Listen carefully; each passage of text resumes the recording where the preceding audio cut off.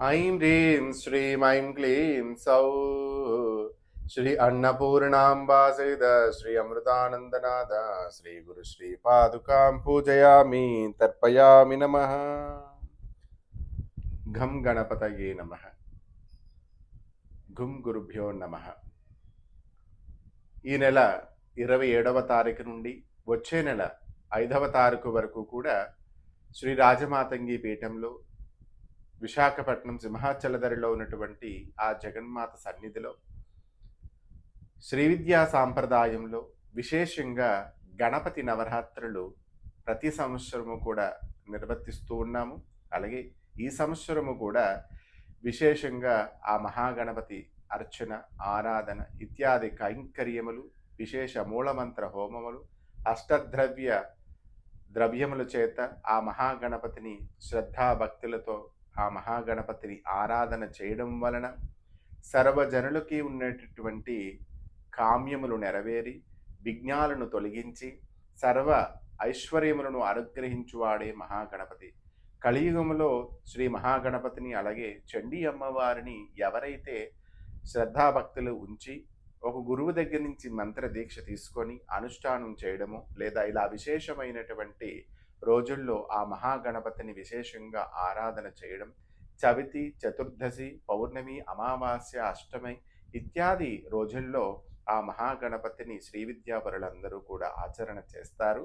అలాగే నార్మల్గా పూజ చేసుకున్నటువంటి భక్తులందరూ కూడా సంకటహార చతుర్థి రోజు, అలాగే చవితి రోజు, పౌర్ణమి రోజు, అమావాస్య రోజు కూడా పూజలు చాలామంది చేసుకుంటూ ఉంటారు. అలాగే సాధనా క్రమాలు విడివిడిగా చెప్పబడుతూ ఉన్నాయి.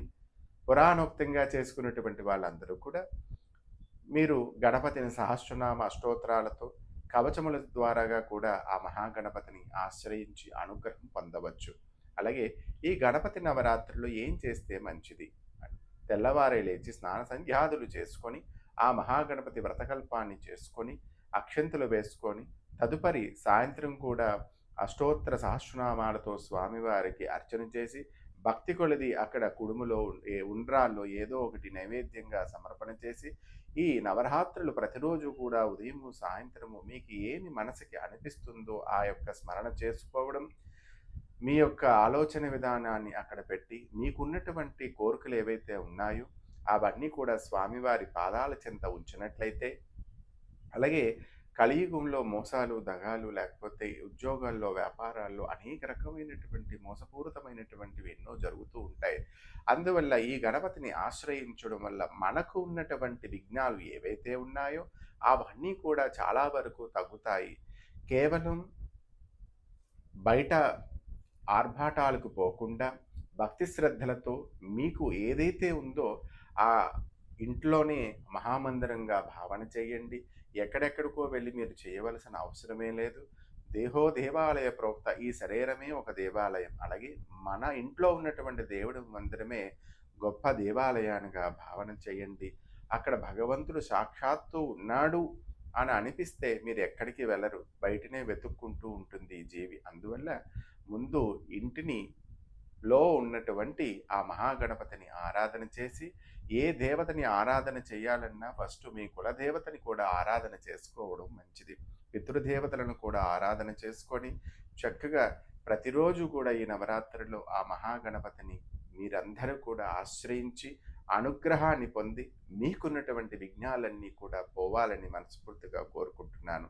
అలాగే మన అమ్మవారి పీఠంలో కూడా విశేషంగా జనుల యొక్క కామ్యం గురించి విశేష ద్రవ్యముల చేత ఉచ్చిష్ట గణపతి ఇత్యాది మూలమంత్ర హోమాలతో ప్రతిరోజు కూడా ఉదయం సాయంత్రం కూడా హోమాది కార్యక్రమాలు చేయబోతా ఉన్నాం. ఎవరైనా కూడా చేయించుకోవాలనుకున్నా కూడా వచ్చి సంప్రదించవచ్చు. కింద ఇచ్చేటటువంటి నెంబర్లకి మీరు సంప్రదించినట్లయితే సరైనటువంటి వివరణ ఇవ్వబోతా ఉన్నాము. స్వామీజీ శ్యామలానంద ఆశీస్సులతో ఆ మహాగణపతి అనుగ్రహ ప్రసాద సిద్ధిరస్తు.